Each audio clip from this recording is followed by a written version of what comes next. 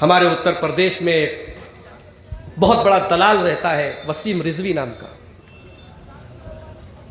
ये थोड़े थोड़े टाइम पे कुछ ऐसी हरकत करता है कि मीडिया में इसको सुर्खी मिल जाए। बाबरी मस्जिद का मामला चल रहा था तो इसने लखनऊ में बैनर लगवाए थे कि मस्जिद तो मुसलमानों को दे देना चाहिए राम मंदिर के लिए। बहुत बड़ा दलाल है ये वसीम रिजवी। इसने एक फिल्म भी बनाई थी हजरत आयशा रजी अल्लाह तआला अन्हा के ऊपर, जिसमें हजरत आयशा की बड़ी तौहीन की थी। जब उस पर बहुत वावैला हुआ तो उसने उस फिल्म को रोक दिया।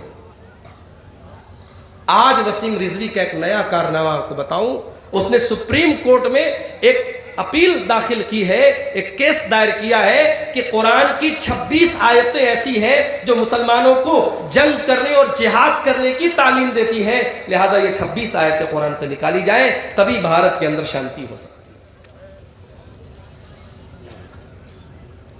कोई वसीम रिजवी को ये बता दे कि 1400 साल पहले जब अल्लाह ने अपने नबी को मेराज का सफर कराया और बैतुल मुक़द्दस में अपने नबी को सारे नबियों का इमाम बनाया, उसी दिन ये फैसला हो गया कि नबी की शरीयत क़यामत तक की शरीयत है। और नबी जो किताब लेकर के दुनिया में आए हैं, जिसको अल्लाह ने कुरान का नाम दिया है, ये जो कुरान अल्लाह की किताब है ये क़यामत तक की किताब है और इस किताब में कोई चेंजिंग नहीं की जा सकती। वसीम रिजवी के जैसे एक नहीं हजार मक्कार किस्म के लोग पैदा हो जाए, लेकिन कुरान के अंदर 26 आयतें तो छोड़ दो, एक आयत तो छोड़ दो, कुरान से एक हर्फ भी कोई निकाल नहीं सकता। कुरान को तुम कहां से निकालोगे? कुरान को तुम कहां से बदलोगे? कुरान को अगर तुमने कागज के प्रिंटेड कुरान को अगर नऊजुबिल्लाह तुमने चेंज भी कर दिया तो दुनिया के लाखों करोड़ों अल्लाह के उन बंदों के सीने से तुम कुरान को कैसे निकालोगे जिन्होंने कुरान को हिफ्ज कर लिया है? कोई और किताब मुझे ला करके दिखा दो कि 5 साल का बच्चा इतनी मोटी किताब याद कर ले और फर फर फर पर पूरी किताब सुना दे। ये रब का कुरान है, ये उसका एजाज है, ये उसका मोजज़ा है कि 5 साल के बच्चे को पूरा कुरान याद हो जाता है और तरावी की नमाज में वो बच्चा खड़ा होकर के पूरा कुरान सुना देता है। मेरे भाइयों, ये अल्लाह ने अपने किताब की, अपने कुरान की हिफाजत का अल्लाह ताला ने ये सिस्टम रखा। 26 आयतें निकाल दो। अरे तुझे नहीं समझ में आई वो 26 आयतें? तुझे लग रहा है वो दहशतगर्दी की तालीम दे रही है, वो आतंकवाद की तालीम दे रही, तो उन आयतों को निकाल दिया जाए। इस्लाम कभी आतंकवाद की शिक्षा नहीं देता। मगर ये बात नोट कर लो, इस्लाम अमन का दीन है, शांति का दीन है, मगर अमन करने वालों और शांति करने वालों के लिए शांति का दीन है।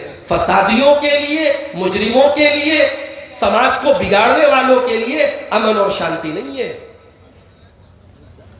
भाई हमारे यहां पुलिस का डिपार्टमेंट है कि नहीं है? पुलिस के हाथ में बंदूक भी है, पुलिस के हाथ में डंडा भी है। अब कोई कहे भाई ये पुलिस वाले तो बड़े दहशतगर्द हैं, बड़े आतंकवादी। जी नहीं, पुलिस वाले दहशतगर्द नहीं, आतंकवादी नहीं है। पुलिस का काम है कि क्रिमिनल और मुजरिम और अपराधियों के लिए वो सख्ती करे, वहां सख्ती की जरूरत है। हमारा भारत बहुत अच्छा देश है, हम शांति को पसंद करते हैं, अमन को पसंद करते हैं, मगर भारत की और नेपाल की बॉर्डर पर हमारे जवान बैठे हुए हैं, भारत और पाकिस्तान की बॉर्डर पर हमारे फौजी बैठे हुए हैं कि अगर सरहद के उस पार से कोई गलत हरकत हुई हम मुंह तोड़ जवाब देंगे। वहां शांति की नहीं, वहां जवाब देने की जरूरत है। इस्लाम ने जहां जंग की जरूरत है वहां जंग करने की तालीम भी दी है।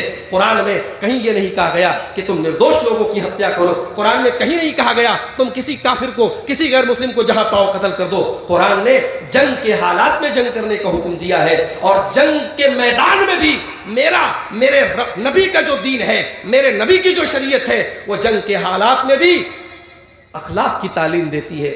दुनिया वाले कहते हैं जंग के मैदान में सब कुछ जायज है, मेरे नबी कहते हैं नहीं, जंग के मैदान में सब कुछ जायज नहीं है। किसी बच्चे को कत्ल मत करो, किसी बूढ़े को कत्ल मत करो, किसी दरख्त को मत जलाओ, किसी पेड़ को आग मत लगाओ, किसी औरत पर हाथ मत उठाओ। जंग के मैदान में भी इस्लाम ने रिस्ट्रिक्शंस लगाए हैं, पाबंदियां लगाई है, इस्लाम ने नियम बनाए हैं। दुनिया में जंग का कोई नियम नहीं होता, मगर इस्लाम ने जंग का भी नियम बताया है मेरे भाइयों। तो वसीम रिजवी जैसे दलालों से के अपीलें दायर कर देने से अल्हम्दुलिल्लाह हमें पूरा यकीन और ईमान है कि कुरान के अंदर कोई चेंजिंग होने वाली नहीं है। ये अलग बात है कि हमारी मुस्लिम कौम के अंदर इस किस्म के जितने दलाल किस्म के लोग जो अपने आप को सो कॉल्ड मुसलमान कहते हैं, इनकी कलई और इनकी हकीकत इस तरीके से खुलती और सामने आती है।